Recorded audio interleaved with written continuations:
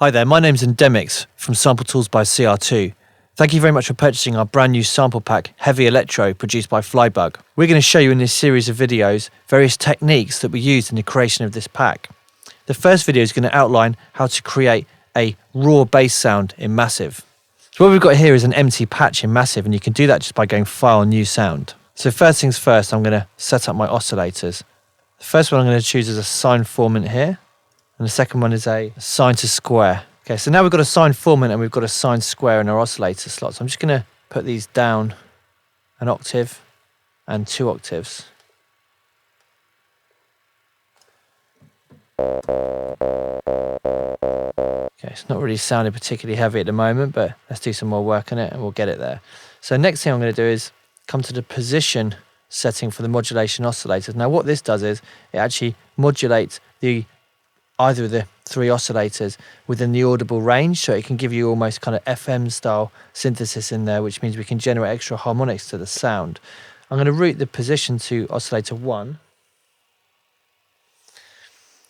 and I'm just going to bring the pitch up of this modulation oscillator. It's maybe a little bit too high. Let's try it down here.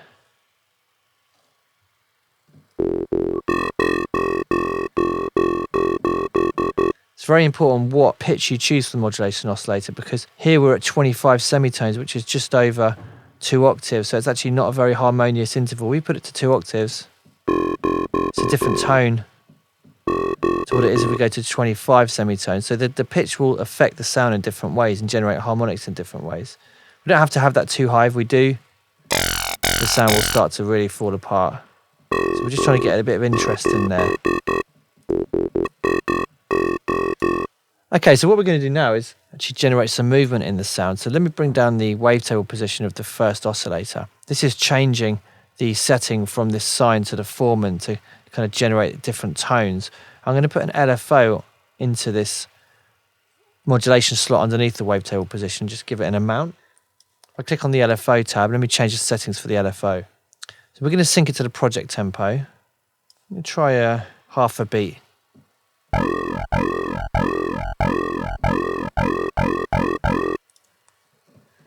So you can hear the difference that's making.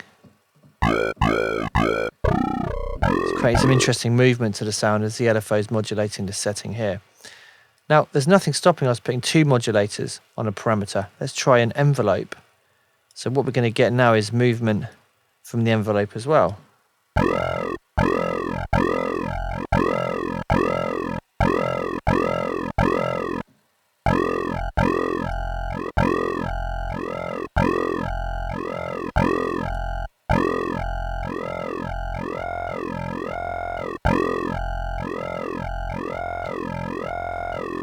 Okay, so let's move on to the second oscillator now. So this one is going from a sine wave to a square wave. Let's get a bit more interest in here. Let's use our LFO 5 again to modulate the wavetail position here. So we're basically moving from a square wave more towards a sine wave. Just a bit of extra movement in there. Now we've got inserts down here in Massive. If we click on the routing tab in our center pages, we can position these inserts at different points of the signal flow.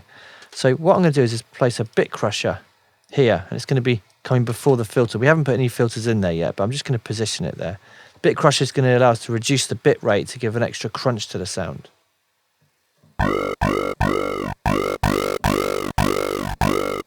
don't want to go overboard and generate too many upper harmonics, because the sound will lose a bit of clarity and will sound a bit too harsh. And the second slot, let's try a hard clipper. Again, more distortion.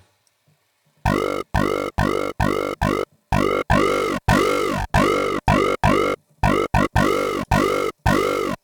can hear those extra harmonics being generated there. Okay, now let's move on to the filter. So in the first filter slot, we're going to go for a low pass 4, which is a 4-pole low pass filter. Now, let me bring up some resonance, just a little tiny bit. Don't want to overdo that. So we'll put an LFO into the filter cutoff. Bring up the level here.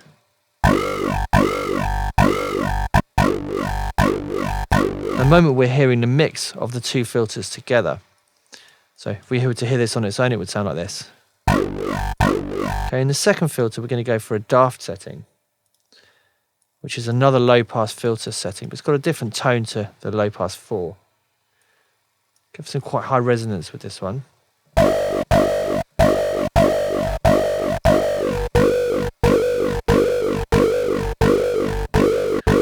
We don't want too much of this.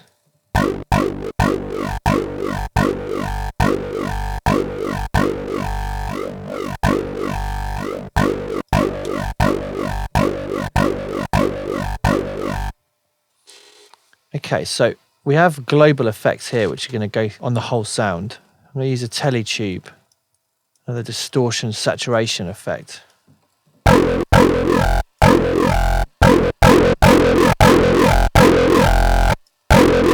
And the dimension expander, which is standard for massive patches if you want to get extra width and fatness to the sound. Somewhere between a stereo widener and a reverb, very small reverb. We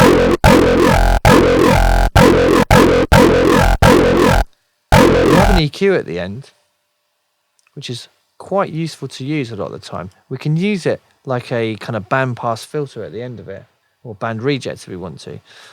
We can use boost or cut, and we can use a frequency to change the band of frequencies we're boosting or cutting.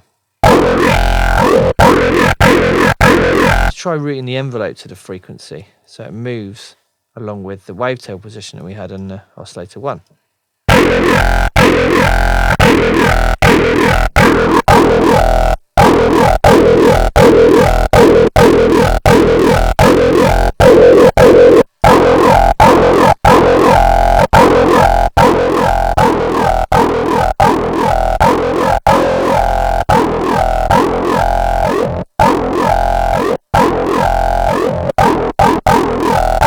A little bit of extra high frequencies, just a subtle little boost. Okay, so we've got our position modulation as I mentioned earlier. We could add a bit of movement to that as well. So place an envelope in there.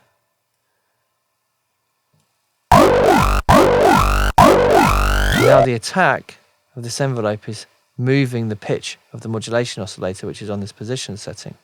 The position setting means it's modulating the wavetable position of the first oscillator.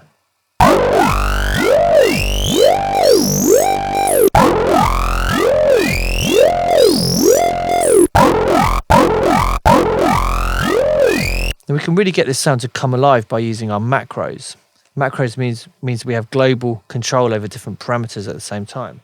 So what we can do is we can use sidechain modulation in Massive to allow us to control when these modulators affect our parameters. So if we click on the little sidechain box and click on this number 5 here, it means that this is not going to affect the cutoff unless we tell it to with this macro. We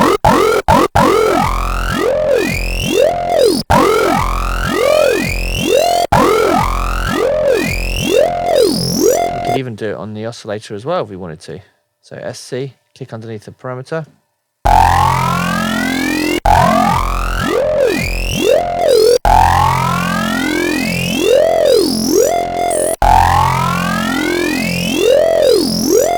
Even route it directly into some of our other parameters. So at the moment we've got our rate synced to the project tempo, but let's say we take it off sync and we route the macro to the actual rate of the LFO. We could actually speed up the LFO as well as bringing in the LFO affecting the various parameters.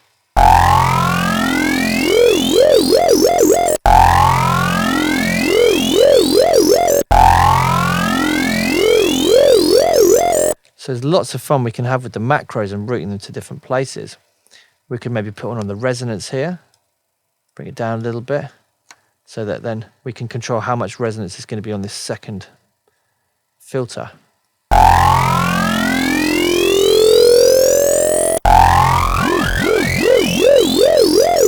We could place one on the mix control. Remember to click and drag up or down to actually assign an amount to that.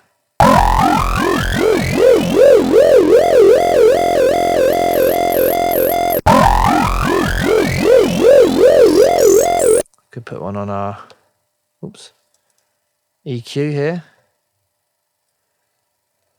Maybe onto the frequency.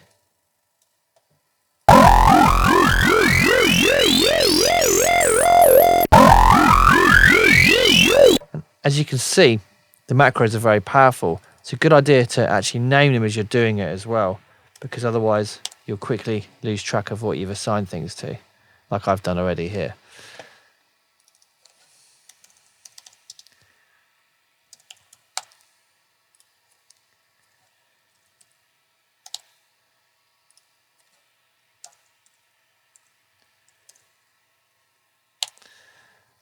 And it's a good idea once you've finished producing your sound to actually then program something in your DAW and have some fun automating these macros so the sound really comes to life as the track progresses.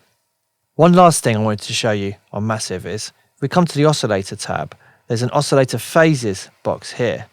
Now this is often ignored by people, but what this means is you can basically determine exactly the start point of the oscillator's cycle. Now when that's off, it means that the oscillator is going to start at different points of the cycle, which means every time you press a note, there'll be very, very subtle differences in the attack of the note on the onset of the note. So every single time you hit the note, it will sound a bit softer. If you switch it on, it means that actually you'll have more of a uniform start to the note.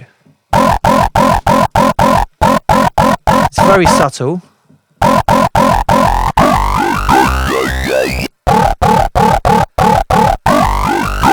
It's not always completely noticeable, but if we start using extra voices, which can help thicken the sound, maybe a bit of kind of pitch and cut off detuning as well, it means you'll really notice it more.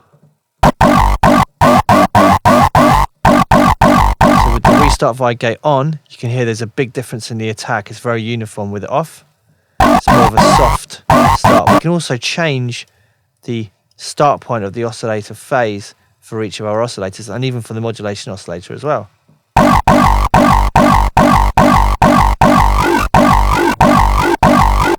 It's very subtle, the differences. Sometimes they're much more noticeable than others. I